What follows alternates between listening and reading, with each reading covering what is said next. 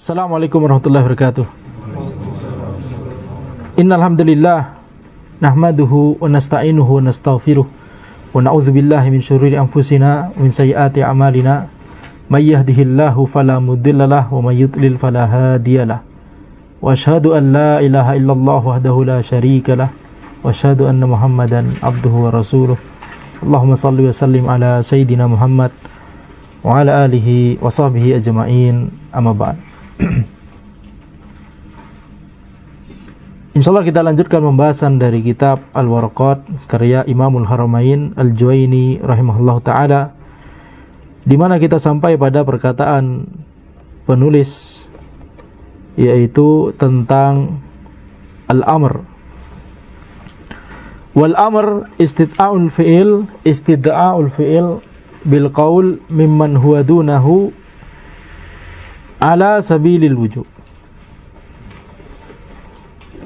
Wal amr istid'a'ul fi'il bil qaul mimman huwa dunahu ala sabilil wujub, yaitu amr adalah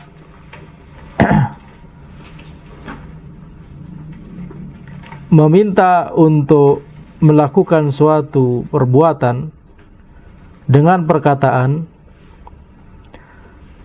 dan ini diarahkan kepada orang di bawahnya ala sabilil wujub, secara wajib. Di sini kita lihat penulis, yaitu Imamul Haramain Al-Juwaini Al-Asy'ari rahimahullah ta'ala, memulai pembahasan dengan definisi amr. Amr adalah istid'a'ul fi'il bil qaul dan seterusnya yang baru saja kita terjemahkan. Definisi yang sesuai dengan akidah Ahlussunnah adalah al-amr itu adalah al-qaul alladhi yatadammanu talab al-fi'li ala wajhil isti'la. Amr itu adalah perkataan yang mengandung talabul fi'li, yaitu mengandung permintaan untuk melakukan suatu perbuatan ala wajhil isti'la, yaitu dengan permintaan ini dilakukan dengan isti'la. Apa itu isti'la? Yaitu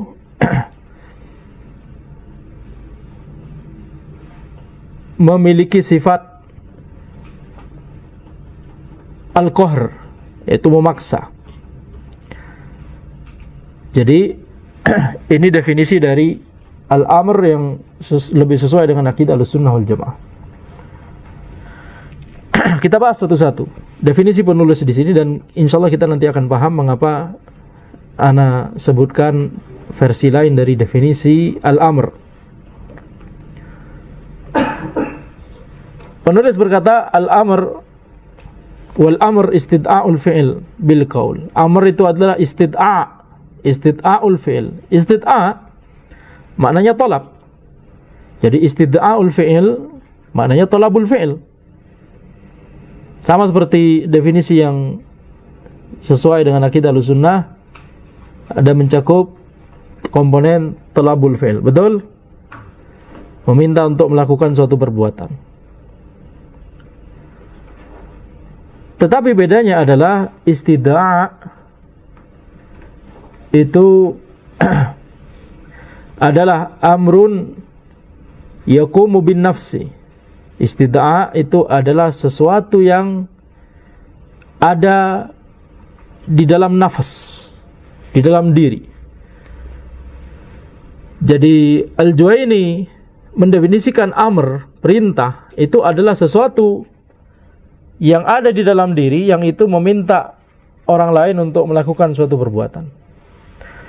Ini sesuai dengan akidah Asy'ariyah yang menyebutkan bahwa Al-Quran itu adalah al-kalamun nafsi. Al-Quran itu adalah al-kalamun nafsi, yaitu kalam yang ada di di dalam diri Allah Subhanahu wa taala. Sama seperti manusia ketika, ini sudah berkali-kali Anda jelaskan, ketika yakni dia cuma sekedar memikirkan itu berada di dalam dirinya, maka itu al-kalamun nafsi. Orang lain mengetahui atau tidak? Tidak mengetahui, karena orang lain tidak mengetahui apa yang ada di dalam dirinya. Baru orang lain mengetahui setelah diucapkan, betul tidak? Nah, ucapan ini adalah sesuatu yang menunjukkan kepada al-kalamun nafsi. Tapi lafaz yang keluar itu bukan al-kalamun nafsi. Jelas ini? Baik. Asy'ariyah berkata bahwa Al-Quran adalah al-kalamun nafsi. Sedangkan lafaz Al-Quran yang kita dengar dan kita baca, lafaznya, kemudian hurufnya, maka itu adalah makhluk, kata Asy'ariyah. Lafaz dan huruf dan saut, suara yang yakni apa namanya, yang itu sebenarnya adalah menurut Ahlussunnah, Al-Quran adalah yaitu lafaz yang kita dengarkan, lafaz yang kita baca itu. Itulah kalamullah. Ya. Lafaznya, hurufnya, maknanya, itulah kalamullah. Adapun Asy'ariyah berkata bahwa oh tidak, itu adalah makhluk dan itu menunjukkan kepada al-kalamun nafsi. Al-Quran itu adalah yang al-kalamun nafsi itu. Adapun lafaz itu yakni sesuatu yang ad-dallu ala al-kalamin nafsi. Sesuatu yang cuma sekedar menunjukkan kepada al-kalamun nafsi. Sesuatu yang mentakbir, ibarah atau hikayah. Sesuatu yang merepresentasi atau pengejawantahan dari al-kalamun nafsi. Paham ini? Itu akidah Asy'ariyah. Sehingga ketika Al-Juwaini mendefinisikan istid'a'ul fi'il, istid'a' itu adalah amrun yakumu bin nafs. Maka itu maksudnya, itu berarti adalah Al-Juwaini sedang mendefinisikan bahwa amr itu adalah sesuatu yang ada di an-nafs itu. Ini sesuai dengan akidah Asy'ariyah bahwa Al-Quran adalah al-kalamun nafsi. Jadi yang misalkan ketika kita membaca firman Allah Subhanahu wa taala, wa aqimus shalah, itu ada fi'il amr di situ, betul tidak? Wa aqimu. Aqimu adalah fi'il amr. Aqimus shalah, wa aqimus shalah. Maka menurut Asy'ariyah fi'il amr tersebut itu adalah cuma sekedar ibarah atau hikayah. Amrnya sendiri di mana? Yang ada di yakni diri Allah, yang ada di dalam, yang ada pada diri Allah Subhanahu wa taala. Baik.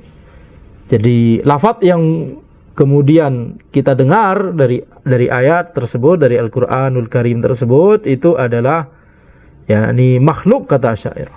Itu bukan Al-Quran, tapi itu adalah ibarah atau hikayah dari Al-Quranul Karim. Baik. Istid'a'ul fi'il bil qaul, meminta untuk melakukan suatu perbuatan dengan perkataan. Jadi perkataan itu bukan amr.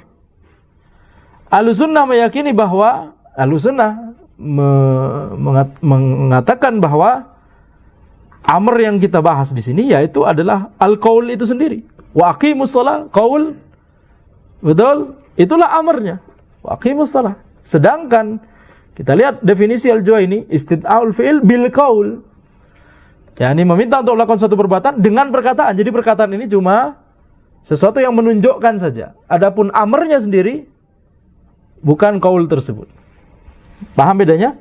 Makanya tadi versi yang sesuai dengan akidah Ahlussunnah, kita mulai langsung dengan al-qaul. Amr adalah al-amr huwa al-qaul alladhi yatadammanu talab al-fi'li ala wajhi al-isti'la. Baik. Mimman huwa dunahu ala sabilil wujub. Mimman huwa dunahu. Jadi meminta untuk melakukan suatu perbuatan ini, siapa yang diminta? Orang yang ada di bawahnya. Maka di sini terkait pembahasan ini para ulama membahas ada beberapa permasalahan di sini. Ada pembicaraan di sini, ada beberapa pendapat. Apakah amr itu harus dari orang yang di atas ke orang yang di bawahnya. Seperti misalkan majikan kepada budaknya, tuan kepada budaknya. Jadi kalau seorang tuan atau majikan memerintahkan budaknya, maka ini perintah. Seorang guru memerintahkan muridnya, maka itu amr. Apakah harus demikian? Atau bagaimana kalau dibalik? Misalkan murid memerintah gurunya, budak memerintah tuannya. Apakah itu kita juga sebut sebagai amr? Maka dalam masalah ini para ulama berbeda pendapat. Ulama yang dimaksud di sini tidak hanya ulama Ahlussunnah, tapi ulama dari seluruh firqah ya. Terbagi menjadi 4 pendapat. Yang disebut amr itu adalah disyaratkan al-ulu, yaitu perintah dari orang yang statusnya lebih tinggi ke orang yang statusnya lebih rendah. Itu namanya berarti disyaratkan al-ulu.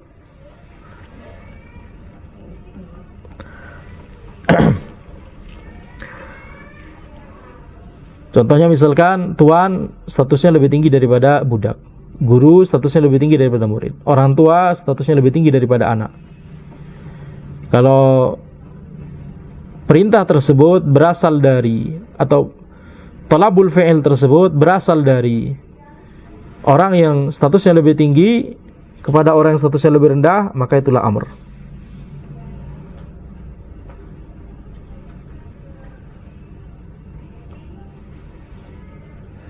Ini pendapat pertama. Pendapat kedua, disyaratkan al-isti'la. Disyaratkan al-isti'la, yaitu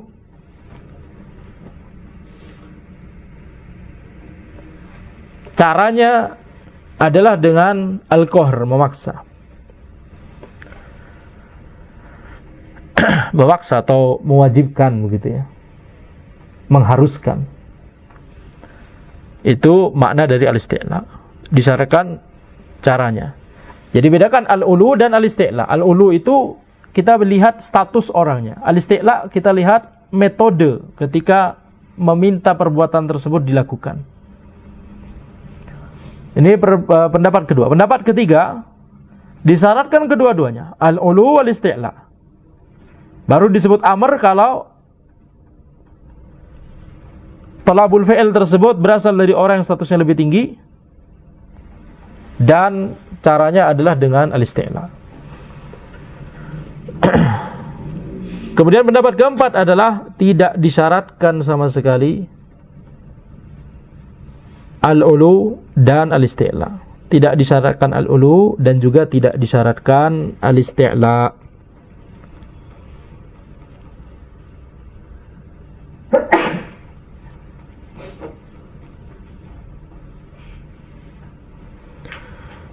Pendapat yang lebih tepat insyaallah ta'ala adalah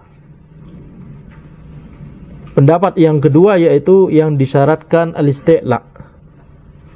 Baru itu disebut sebagai amr. Yani disebut sebagai amr tidak harus.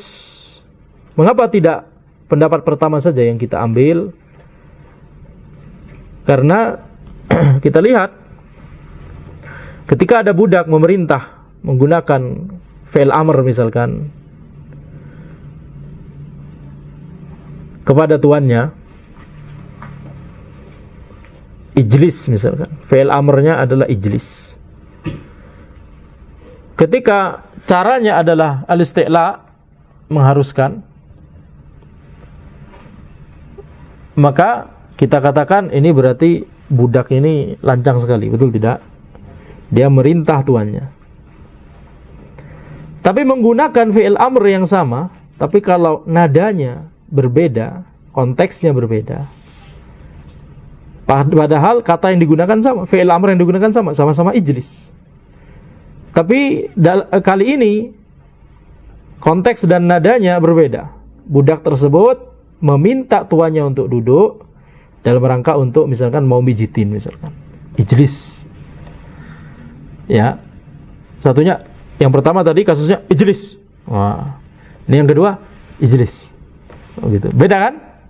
Padahal kata yang digunakan sama. Apa yang membedakan? Caranya. Nah, fakta bahwa kita tidak masalah dengan cara yang kedua, itu berarti budak tersebut minta tuannya untuk duduk, mau melayaninya untuk memijitin tuan tersebut, betul tidak? Kita nggak masalah dengan itu, tapi kita akan mengatakan ini kalau pakai cara yang pertama ini bermasalah sekali, budaknya lancang berarti kepada tuannya. Mengapa kita kemudian yakni mau mengkritisi budak tersebut ketika dia menggunakan cara pertama? Karena kita mengatakan bahwa kita memahami bahwa kalau pakai cara yang pertama itu amr dan budak melakukan perintah kepada tuannya, ini lancang, betul tidak? Nah, ini berarti tanda bahwa disyaratkan untuk sesuatu disebut sebagai amr cukup isti'la saja.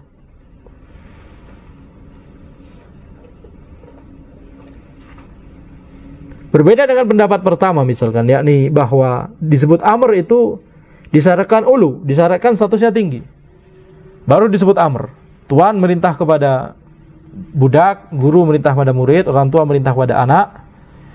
Kita katakan nggak harus. Kita lihat antum keberatan atau antum mengkritisi budak ini ketika dia mengatakan kepada tuannya ijlis. Kenapa antum keberatan? Karena antum merasa ini perintah. Kenapa budak ini merintah tuannya? Anak merintah orang tuanya dengan perkataan ijlis misalkan. Betul tidak? Antum mengkritisi itu tidak? Bakal keberatan tidak? Ada murid mengatakan kepada guru ijlis. Betul? Keberatan? Berarti antum setuju bahwa itu amr. Kalau pakai pendapat pertama, itu nggak mungkin disebut amr. Kenapa? Karena itu berasal dari orang yang lebih rendah ke yang lebih tinggi, betul? Nah, sehingga kita katakan bahwa pendapat yang lebih tepat adalah pendapat yang kedua, yaitu cuma disyaratkan al-isti'la. Sampai sini jelas? Nah, di sini perkataan penulis itu zahirnya adalah ini pendapat pertama. Iman huwa dunahu, yakni maksudnya adalah permintaan atau istid'a tersebut, kata penulis, istid'a'ul fi'il tersebut dari yang lebih tinggi ke yang lebih rendah. Berarti pendapat mana dari pendapat yang keempat? Pendapat pertama, betul tidak? Yang lebih tepat insyaallah adalah bukan al-ulu, tapi syarat yang benar adalah al-isti'la. Ala sabilil wujub, ala sabilil wujub, yakni ini maksudnya adalah kalau perintah tersebut, kalau amr tersebut tidak ada qarinah, tidak ada indikasi. Kalau ada indikasi bahwa itu ternyata bukan wajib tapi nadab atau sunnah begitu ya, ya sudah berarti yakni talabul fi'il tersebut berarti sifatnya sunnah, bukan bersifat wajib.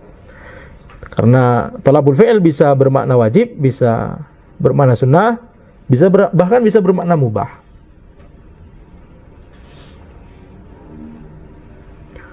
Bahkan bisa bermakna haram. Ya, ini maksudnya adalah ancaman. Perintah tersebut berarti menggunakan fi'il amr. Zahirnya adalah memerintahkan untuk melakukan sesuatu yang haram. Tapi itu dalam rangka ancaman. Nanti kita bahas insyaallah. Baik. Contohnya.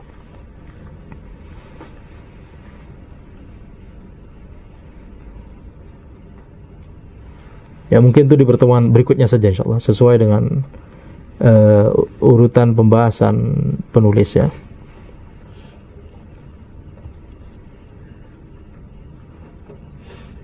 Nah, sekarang kita balik lagi ke pembahasan yang tadi, yaitu definisi amr. Makanya tadi kita sebutkan definisi amr yang lebih tepat insyaallah adalah al-qaul alladhi yatadammanu talab al-fi'li ala wajhil isti'la, ala wajhil isti'la.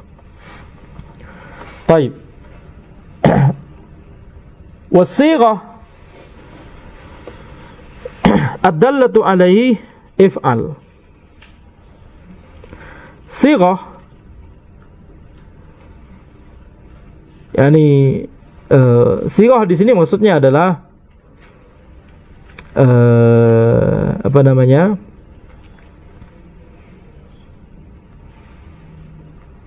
Ketika kita bicara bahwa al-amr itu adalah al-qaul, Atau kalau versinya Al-Juwaini di sini istita'ul fi'il bil qaul. Kita sekarang bertanya, ada tidak yakni kata-kata yang itu memang menunjukkan kepada amr, atau kata-kata yang memang merupakan amr? Ada kata khusus tidak untuk amr? Nah, itu maksudnya sighah. Apakah amr memiliki sighah tertentu, memiliki bentuk kata tertentu? Ya atau tidak? Maka di sini kata Al-Juwaini, was-sighah ad-dallatu alai if'al. Jadi sighah, yakni kata, bentuk kata khusus yang dikhususkan untuk menunjukkan bahwa itu amr, ad-dallatu alai, menunjukkan bahwa itu amr, kata Al-Juwaini ada, yaitu salah satunya adalah if'al. Di sini walaupun terkesan cuma satu ini saja, tapi sebenarnya banyak. Ya, tapi ini yang paling utama, yaitu bentuk kata yang dalam nahwu kita sebut sebagai fi'il amr, if'al. Dari fi'il mudhari taf'alu menjadi if'al, betul? Nah, sehingga kita lihat di sini Al-Juwaini berkata ad-dallatu alaih, sighah yang menunjukkan kepada amr. Ini sesuai dengan akidah, atau sesuai dengan akidah, sesuai dengan definisinya Al-Juwaini, bahwa amr itu adalah istita'ul fi'il bil qaul. Jadi qaul itu cuma menunjukkan kepada istita'ul fi'il, betul? Qaul itu cuma menunjukkan kepada amr, yang amr ini adalah sesuatu yang ada di an-nafas. Makanya disebut as-sighah ad-dallatu alai, ad-dallah. Ini sesuai dengan masih sejalan dengan definisi tadi. Nah, dengan perkataan Al-Juwaini ini, beliau menyelisihi jumhur Asy'ariyah. Karena jumhur Asy'ariyah berkata, al-amr tidak memiliki sighah apapun. Kenapa? Karena amr itu adalah sesuatu yang ada di dalam nafas, tidak memiliki sighah tertentu. Karena dia kalau di bahasanya di antara manusia itu adalah apa yang ada di dalam hati ini. Apakah ada sighah tertentu? Ya, tidak ada. Yang ada sighah tertentu itu lafadz, betul tidak? Sedangkan lafadz itu cuma sesuatu yang menunjukkan kepada amr, tapi bukan amr itu sendiri, betul? Itu menurut Asy'ariyah. Sehingga jumhur Asy'ariyah berkata bahwa amr tidak memiliki sighah tertentu. Sedangkan fi'il amr yaitu if'al, kata if'al ini dia mutaraddid, bisa menunjukkan kepada thalabul fi'il, bisa tidak, bisa menunjukkan wajib, bisa menunjukkan sunnah, bisa menunjukkan mutaraddid. Sehingga kita tidak terima bahwa if'al itu adalah sighah dari amr atau sighah yang menunjukkan kepada amr. Ini kata jumhur siapa? Asy'ariyah. Sedangkan Al-Juwaini berkata was-sighah ad-dallatu alaihi if'al. Berarti Al-Juwaini dalam masalah ini menyelisih pendapat Asy'ariyah.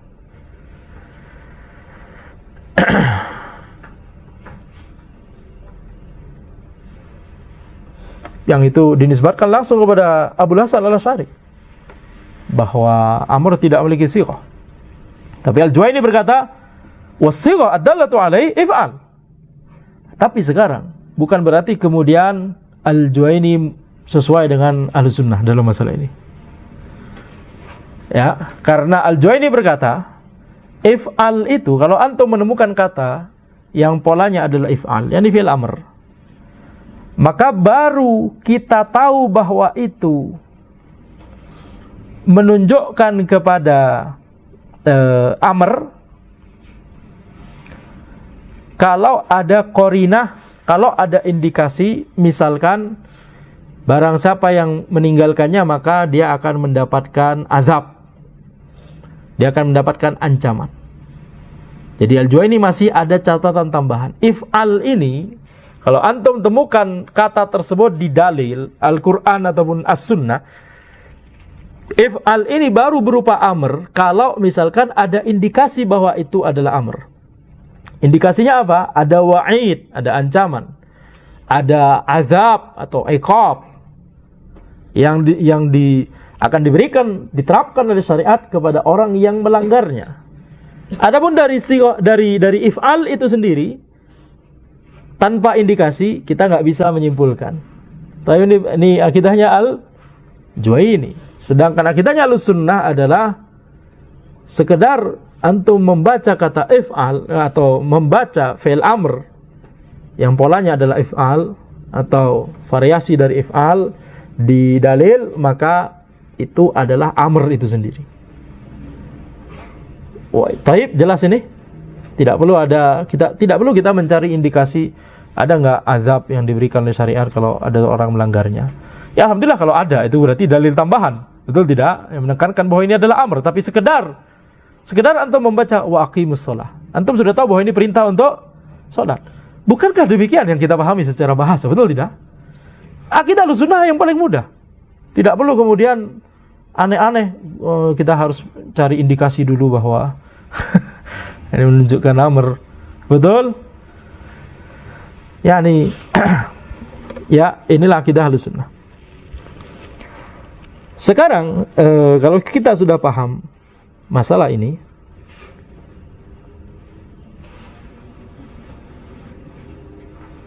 kita masuk pada pembahasan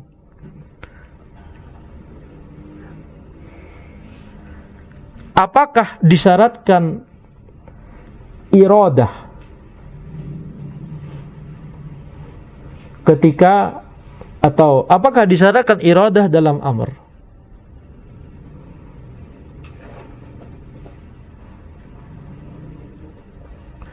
Iradah yang dimaksud di sini ada dua, yakni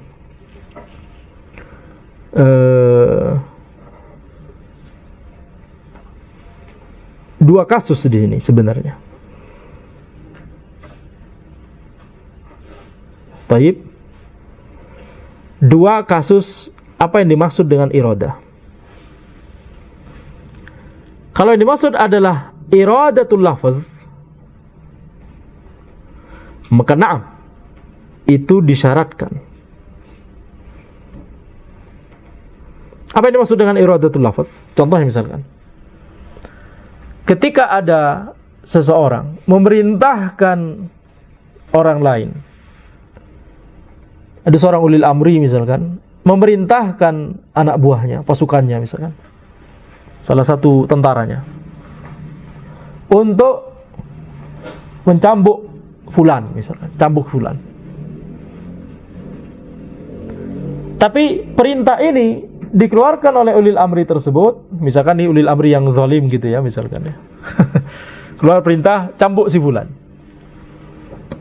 Tapi perintah ini keluar ketika si ulil amri tersebut lagi tidur,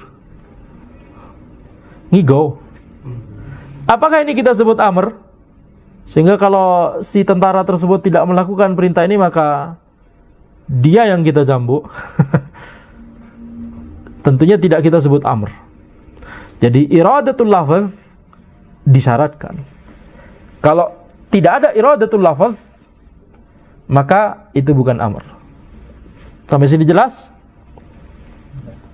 Seperti orang yang tidur tadi, atau seperti orang yang tergelincir lisannya atau lupa, tergelincir misalkan, ya.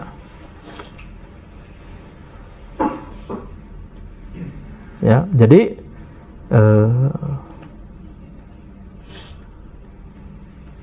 iradatul lafaz tidak disyaratkan. Tapi yang dibahas di sini adalah iradatu fi'lil ma'muri bihi. Apakah disyaratkan ketika seseorang memerintahkan orang lain, atau ketika Allah Subhanahu wa taala memerintahkan para hambanya, apakah disyaratkan orang yang memerintahkan tersebut, atau Allah Subhanahu wa taala yang memerintahkan tersebut, apakah disyaratkan adanya kehendak untuk perbuatan yang diperintahkan itu terlaksana? Apakah ada iradah ini atau tidak? Taib. Mu'tazilah berkata bahwa disyaratkan iradah tersebut. Disyaratkan. Bagaimana mungkin Allah Subhanahu wa taala memerintahkan sesuatu tapi kemudian Allah tidak menginginkan, tidak menghendaki sesuatu tersebut terjadi? Baik, sampai sini jelas?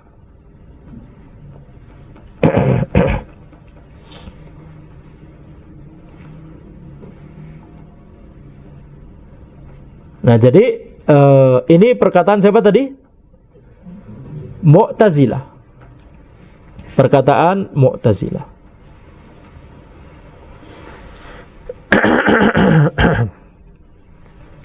Itu perkataan Mu'tazilah. Disyaratkan iradah supaya sesuatu tersebut disebut sebagai amr.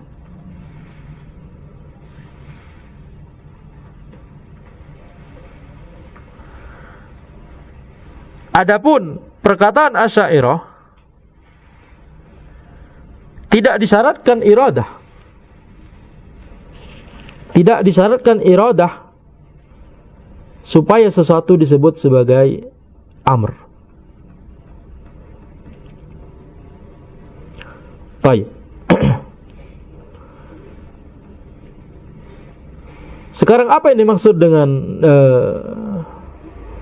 semua ini gitu ya, misalkan apa yang dimaksud dengan hal ini? Yakni misal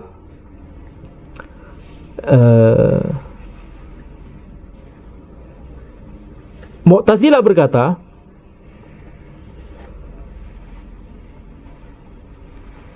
Allah Subhanahu wa taala memerintahkan kita salat, wa aqimus shalah.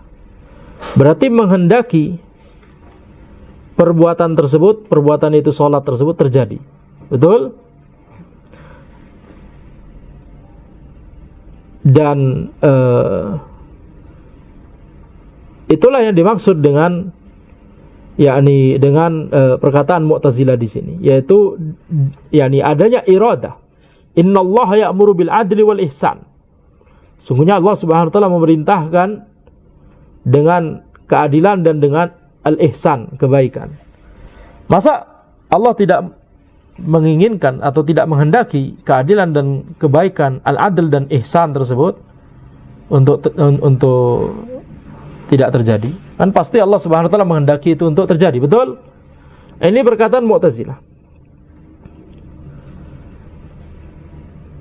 Yani bukan sesuatu yang merupakan adil dan bukan sesuatu yang merupakan ihsan kalau Allah tidak menghendaki al-adl wal ihsan itu terwujud. Justru yang merupakan al-adl wal ihsan adalah ketika Allah menghendaki al-adl wal ihsan itu terwujud. Ini pemikirannya Mu'tazilah.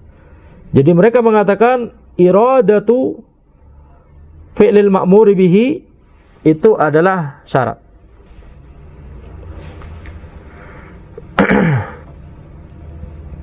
Adapun Asy'ariyah, akidahnya Asy'ariyah, mereka berkata tidak disyaratkan adanya kehendak dari orang yang memerintahkan, adanya kehendak dari yang memerintahkan untuk sesuatu tersebut terjadi. Sekedar itu perintah, khalas itu perintah. Enggak perlu ada, yakni tidak perlu ada kehendak untuk sesuatu tersebut terjadi. Apa dalilnya? Asy'ariyah berkata fa'alul lima yurid. Fa'alul lima yurid. Bahwa Allah Subhanahu wa taala itu melakukan apa yang Allah kehendaki.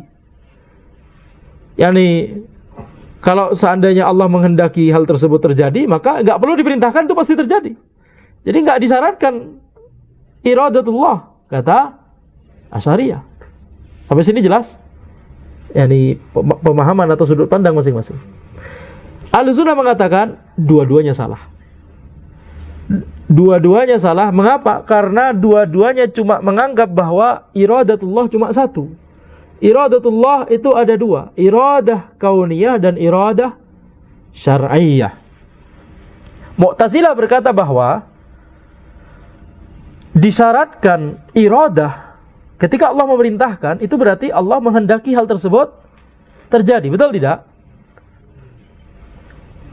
Itu karena Mu'tazilah cuma menganggap iradatullah itu cuma iradah syar'iyah.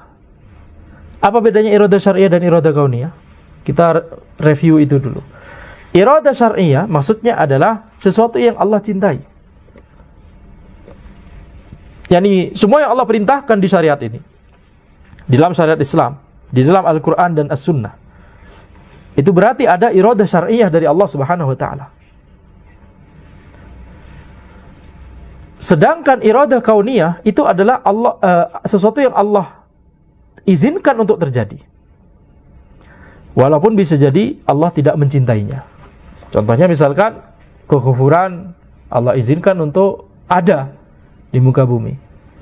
Ya, seorang muslim terbunuh, banyak kaum muslimin terbunuh, atau gempa bumi menimpa kaum muslimin, ini sesuatu yang dibenci oleh Allah. Tapi Allah izinkan untuk terjadi. Ini adalah iradah kauniyah.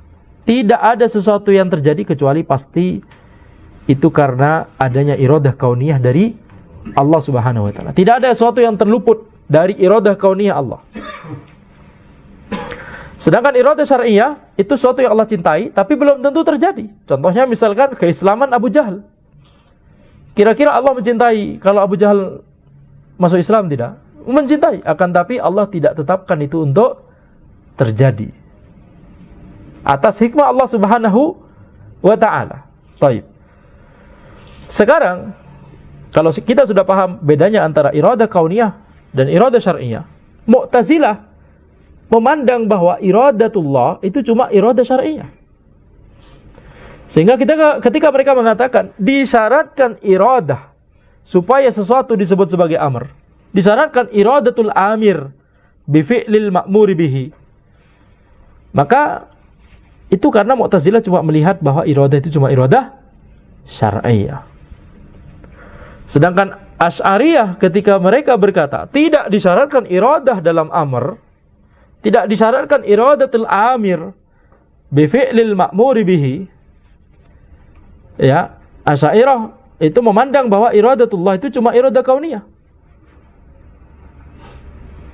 Karena mereka mengatakan, coba bayangkan kalau misalkan Allah berkehendak, kalau sesuatu, yakni Allah memerintahkan waqimus shalah, ya, dirikanlah salat.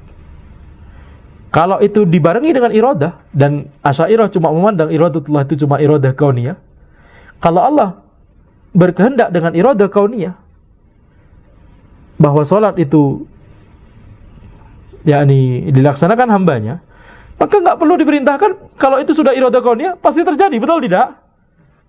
Ini pikirannya Asy'ariyah, karena mereka menganggap iradah itu cuma iradah kauniyah. Yani mereka nggak tahu bedanya iradah syar'iyah dan iradah kauniyah. Kenapa? Karena mereka melihat dalil cuma sebagian saja. Dan mereka saling bersaing. Ketika Asy'ariyah melihat Mu'tazilah cuma melihat dalil-dalil yang menunjukkan iradah syar'iyah, maka Asy'ariyah berkata, "Thaib, kita cari dalil lain, ini salah ini pasti. Kita cari dalil lain, loh, iradah yang dimiliki oleh Allah itu iradah kauniyah." Dan mereka akan melarikan diri atau mentakwil dari dalil yang digunakan oleh Mu'tazilah. Seolah-olah kalau dalil itu sudah digunakan oleh Mu'tazilah, kita nggak mau menggunakannya. Atau kalau kita menggunakannya, kita takwil. Sehingga kesimpulan kita berbeda dengan Mu'tazilah. Asy'ariyah memiliki prinsip asal bukan Mu'tazilah. Mu'tazilah memiliki prinsip asal bukan Asy'ariyah. Dan dua-duanya memiliki prinsip asal bukan Salafi. Baik. Ya. Asal bukan Wahabi, kata mereka. Ya, ini. Maka ini kita katakan ini adalah kesalahan dua-duanya. Kenapa? Karena yang benar adalah iradatullah ada dua, iradah syar'iyah dan iradah kauniyah. Iradah syar'iyah dan iradah kauniyah. Sehingga ketika kita katakan bahwa pandangannya Mu'tazilah, Allah Subhanahu wa ta'ala ketika memerintahkan suatu, pasti Allah menghendaki sesuatu tersebut terjadi. Ini berarti apa? Iradah syar'iyah. Kalau kita paham itu iradah syar'iyah, benar. Benar. Jadi kalau kita edit perkataan Mu'tazilah, tidak hanya itu tidak hanya iradah, tapi iradah syar'iyah. Itu menjadi kalimat yang benar. Tidaklah sesuatu itu Allah perintahkan kecuali Allah menghendaki dengan iradah syar'iyah. Betul tidak? Allah merintahkan dengan untuk sholat, Allah merintahkan untuk puasa, Allah merintahkan untuk haji dan seterusnya. Betul? Ya.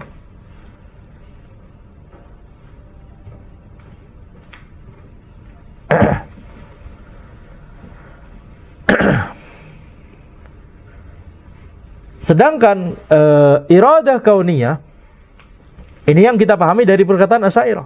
Tidak disyaratkan iradah kauniyah dalam perintah, karena kalau sudah ada iradah kauniyah tak perlu diperintahkan, itu sudah terjadi. Betul tidak? Nah, jadi perkataannya Asy'ariyah kalau diedit juga itu bakal menjadi perkataan yang benar. Intinya kuncinya adalah iradah ada dua, iradah syariah dan iradah kauniyah. Kalau cuma menganggap iradah, sifat iradah dari Allah Subhanahu wa taala itu cuma satu jenis, maka kita akan sampai pada seluruh perdebatan di kitab-kitab usul dan kitab-kitab akidah antara Asy'ariyah dan Mu'tazilah yang satu sama lain saling gontok-gontokan, ya, mengatakan tidak, amr disyaratkan iradah. Oh enggak, amr tidak disyaratkan iradah, dan seterusnya. Padahal kalau kita gabung ini, yakni baru menjadi itu benar, itu baru perkataan. Betul? Inilah akibat dari mengambil cuma dari sebagian dalil dan menolak sebagian dalil yang lain, atau mentakwil sebagian dalil yang lain. Paham ini? Baik. Tapi misalkan kata Asy'ariyah, coba kita lihat misalkan seorang guru yang memerintahkan muridnya, misalkan jawab pertanyaan ini, misalkan menyodorkan kertas, jawab pertanyaan ini. Di kertas tersebut sudah ada pertanyaan, tapi maksud guru tersebut, dia tidak mengharapkan murid tersebut menjawab pertanyaan itu. Dia cuma untuk menunjukkan bahwa murid ini gak akan bisa jawab pertanyaan ini. Murid ini malas, sudah banyak bolos, gak akan bisa jawab pertanyaan ini. Tapi ala kulli hal, kita ingin menguji dia saja. Baik. Maka kata Asy'ariyah, ini kita lihat ada kasus di mana ada seorang memerintahkan, kita sebut itu perintah, tapi si orang yang memerintahkan tidak mengharapkan sesuatu yang diperintahkan itu terlaksana. Bukan itu yang diharapkan dia, tapi yang diharapkan adalah cuma untuk menunjukkan bahwa murid ini nggak bisa. Itu lihat, ada buktinya, ada contohnya orang yang sesuatu yang yakni amr tapi tanpa diiringi iradah. Jelas ini? Baik. Maka jawaban kita adalah, ya, bedakan antara amr tersebut dari sesama makhluk atau amr tersebut dari Allah Subhanahu wa taala. Betul? Karena kalau amr tersebut dari makhluk, makhluk memiliki iradah. Iradah jenis apa? Apakah ada dua jenis iradah juga milik makhluk? Iradah makhluk itu cuma satu, kehendak dia aja, kehendak makhluk tersebut. Betul tidak? Orang memiliki kehendak, antum memiliki keinginan, kehendak. Betul tidak? Cuma satu jenis itu. Betul? Ini sesuatu yang antum cintai untuk itu terjadi. Apakah antum memiliki jenis iradah seperti iradah kauniyah Allah Subhanahu wa taala, sehingga kalau antum menghendaki itu pasti terjadi? Enggak ada, betul tidak? Jadi yang antum miliki cuma satu jenis iradah.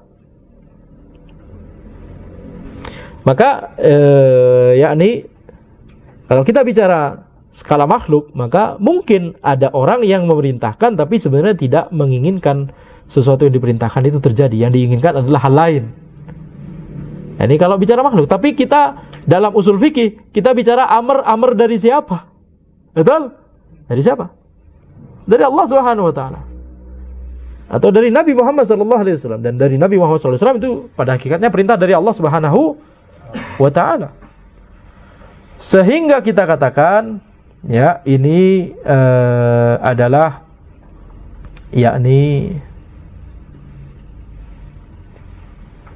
apa namanya, argumentasinya Asy'ariyah itu kita setuju juga kalau itu sesama makhluk. Tapi kalau kita bicara amr dari Allah Subhanahu wa taala, dan itulah pembahasan yang ada di usulul fiqh, maka kita katakan iradatullah ada dua, iradah syariah dan iradah kauniyah. Taib. Sekarang kita balik lagi ke sighah amr. Sekarang ini pembahasan yang penting. Pembahasan yang bisa praktikal, yaitu sesuatu yang memang ini bisa kita terapkan di dalil.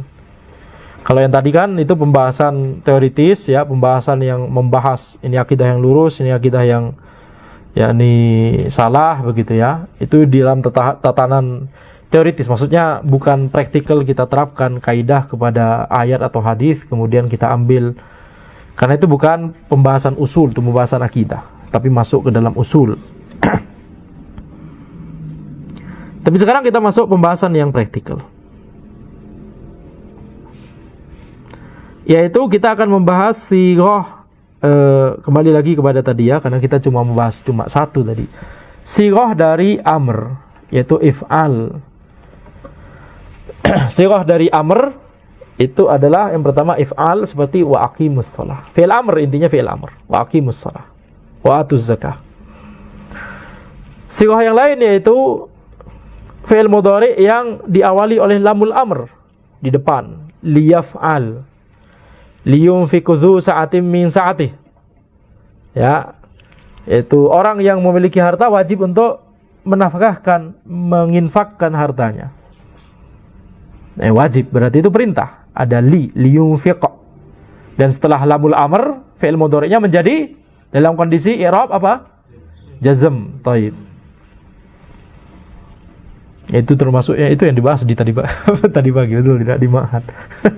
Berarti pas ya ini timingnya. Pembahasan ini setelah pembahasan yang di ma'had itu. Kemudian misalkan kalau ada lafaz alaikum. Alaikum. Ya ayyuhalladzina amanu alaikum anfusakum. Ini menunjukkan perintah juga. Ini adalah amr juga. Atau al-masdar. Al-masdar yang menggantikan fi'il amr. Contohnya misalkan wabil walidaini ihsana. Ihsan ini adalah masdar. Nanti kita bahas ya di nahwu apa itu masdar. Tapi wabil walidaini ihsana ini perintah sebenarnya, perintah untuk berbuat ihsan kepada kedua orang tua. Dan sighah yang lain insyaallah nanti kita akan bahas ya lebih terperinci, bisa disembari pembahasan selanjutnya atau di matan setelahnya, setelah ini insyaallah. Baik. Sekarang kita melanjutkan perkataan penulis tadi, yaitu wa indal itlaq wa tajarrud 'anil qarinah yuhmalu 'alal wujub illa idza dalla ad-dalilu 'ala anna al-murada minhu an-nadab aw al-ibahah fayuhmalu 'alai. Ketika perintah tersebut yakni disebutkan di dalil secara mutlak, maksudnya secara mutlak ini tidak ada indikasi. Wa tajarrud 'anil qarinah, yakni tidak ada qarinah, tidak ada indikasi. Maka amr tersebut menunjukkan hukum wajib. Ini kaidah usuliyah yang wajib diketahui oleh setiap penuntut ilmu. Ini sudah kita masuk pada pembahasan yang aman dari penyimpangan ya. Ini pembahasan yang dibahas oleh para ulama Ahlussunnah.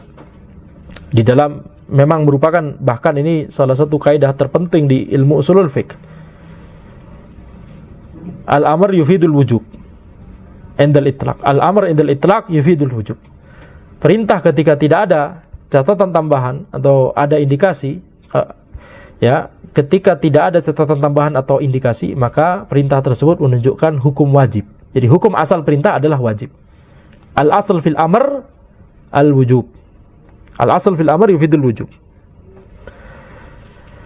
Kecuali kalau ada dalil atau indikasi yang menunjukkan bahwa yang dimaksud adalah nadab atau sunnah atau ibahah ya, atau mubah gitu ya. Maka itu berarti perintah tersebut menunjukkan hukum sunnah atau mubah.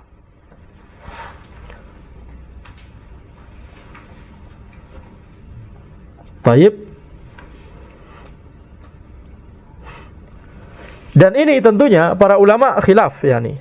Jadi misalkan ketika kita membaca firman Allah Subhanahu wa taala, waqimus shalah. Cuma diberikan informasi itu. Apa yang bisa antum ambil dari hal tersebut? Salat itu hukumnya wajib, khalas. Baik.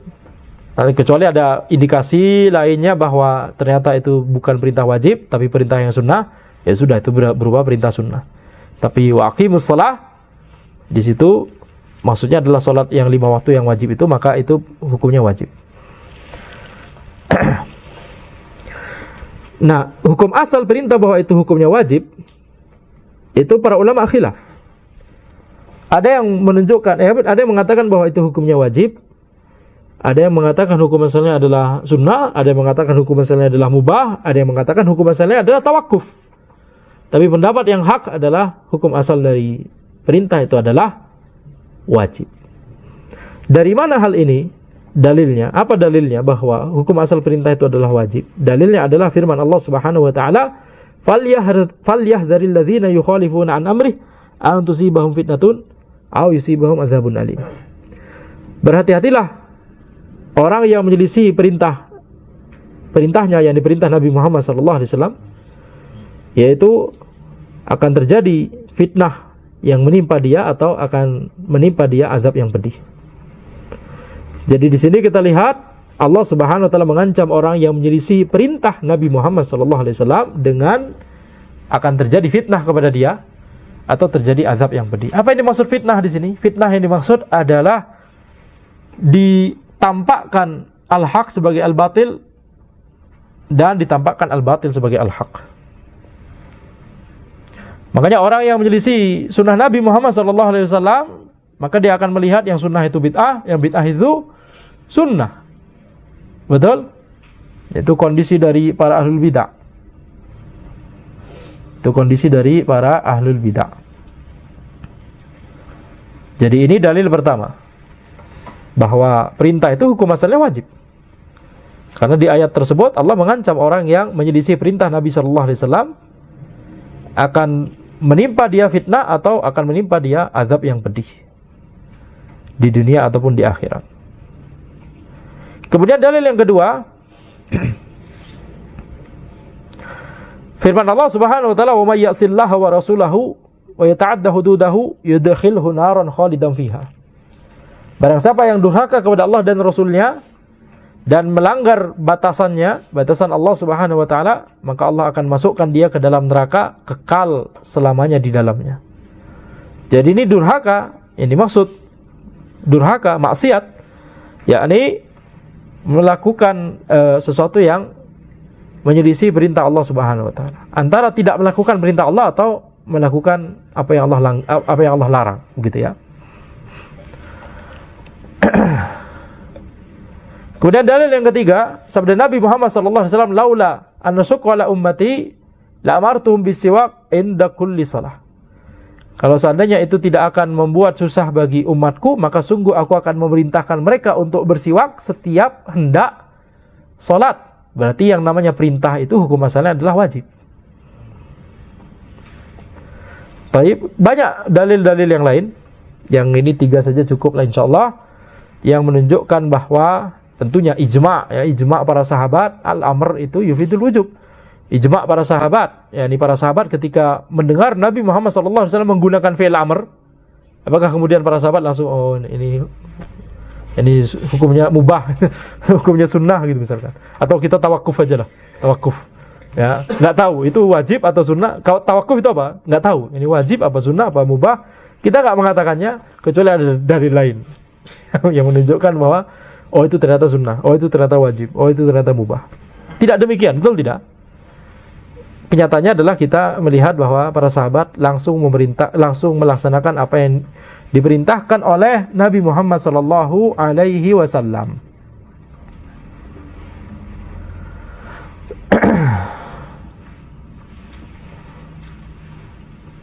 Baik. Nah, ini insyaallah kita akan lanjutkan pembahasan ini ya, tentang yakni ketika amr tersebut keluar dari hukum asal. Ya, amr ketika keluar dari, kalau hukum asal dari amr apa tadi? Hukum apa? Wajib. Ketika keluar dari hukum asal, dia bisa menjadi sunnah, dia bisa menjadi mubah, Itu insyaallah nanti kita bahas di pertemuan berikutnya ya, atau 2 pertemuan berikutnya kita lihat. Dalam perkataan penulis, fataridu sighatul amr wal muradu biha an-nadab aw al-ibaha aw at-tahdid aw at-taswiyah aw at-takwin. Itu insyaallah di ketika kita membahas baris itu saja. Itu kalimat terakhir dari pembahasan tentang amr yang dibahas oleh penulis. Insyaallah kita pending pembahasannya di situ saja. Sekarang kita cukup bahas hukum asal perintah yang ada di dalam dalil. Itu adalah menunjukkan hukum wajib. Yang dimaksud perintah di sini tidak hanya yang berupa if'al, itu cuma sighah pertama. Tadi kan kita menyebutkan ada beberapa sighah, betul?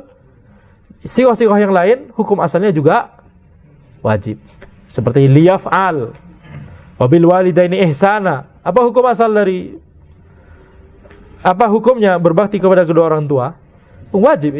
Itulah yang sesuai dengan hukum asal dari ketika kita membaca dalil tersebut, wabil walidaini ihsana. Khalas, hukum asal dari masdar ihsan di sini adalah wajib. Kenapa kok kita katakan demikian? Karena masdar ini menunjukkan bahwa dia adalah pengganti fi'il amr. Ya, seolah-olah kalimatnya adalah yakni ahsin bil walidain. Ahsin yakni fi'il amr dari ahsana yuhsinu, ahsin. Betul? Af'ala yuf'ilu, fi'il amrnya bentuknya apa? Af'il. Ahsana yuhsinu ahsin. Ahsin bil walidain. Itu jelas itu sighah if'al, betul tidak? Berbuat baiklah kepada kedua orang tua. Berbaktilah kepada kedua orang tua. Tapi di ayat tersebut bentuknya adalah masdar. Wabil walidaini ihsana. Ini masdar yang menggantikan fi'il amr. Maka kita katakan ini juga adalah amr karena dia adalah termasuk salah satu sighah amr. Maka hukum asal amr adalah menunjukkan hukum wajib. Jadi apa kesimpulannya? Berbakti kepada kedua orang tua hukumnya adalah wajib. Demikian. Jadi ini kaidah yang penting, kaidah usuliyah yang nanti banyak sekali furuknya. Yang itu nanti kita akan penting sekali untuk untuk kita gunakan kalau kita misalkan mau mencari hukum dari suatu masalah, apakah itu wajib, apakah itu sunnah, apakah itu mubah. Maka para ulama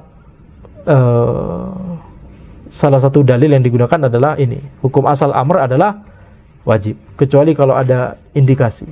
Makanya nanti para ulama akan mencari dalil-dalil yang itu berupa amr. Kita terapkan kaidah hukum asal dari amr adalah wajib.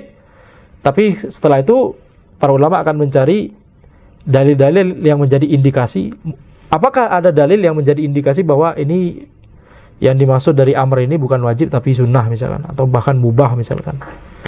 Ya, jadi ini adalah salah satu kaidah usuliyah yang ini penting sekali. Baik, sudah sudah terbebas dari lauthah kalamiyah masalah ini. Al-amr fil asal yufidu al-wujub. Sampai sini jelas? Baik, insyaallah kita akan lanjutkan pembahasan berikutnya ya. Ya bahkan ini dari Al-Imam Syafi'i sendiri. Hukum asal perintah adalah wajib. Bahkan dari Al-Imam Syafi'i rahimahullah ta'ala. Jadi antum harus bedakan mana yang memang dari ulama Ahlussunnah, atau bahkan itu memang sudah dibahas dari orang yang pertama kali merumuskan usul fikih dalam suatu bidang ilmu yang tersendiri, yaitu Al-Imam Syafi'i. Mana yang memang berasal dari Al-Imam Syafi'i atau ulama Ahlussunnah, dan mana yang itu merupakan pembahasan yang berasal dari akidah yang menyimpang. Antum harus bisa membedakan mana yang mana. Nah, kalau yang tadi perkataan penulis istid'a'ul fi'il bil qaul mimman huwa dunahu ala sabilil wujub, ya, terutama bagian istid'a'ul fi'il bil qaul, itu pengaruh dari akidah Asy'ariyah yang dimiliki beliau. Baik. Tapi kalau perkataan penulis wa indal itlaq wa tajarrud anil qarinah yuhmalu alal wujub, yakni hukum asal illa idza dallat dalil ala anna al murada minhu an-nadab wal ibahah fa yuhmalu alaihi. Sampai situ ini memang merupakan pembahasan dari usulul fiqh. Sampai sini jelas. Baik, demikian yang bisa Anda sampaikan dalam pertemuan kita kali ini. Hadallahu alam. Subhanakallahumma wa bihamdika asyhadu an la ilaha illa anta astaghfiruka wa atubu ilaik. Assalamualaikum warahmatullahi wabarakatuh.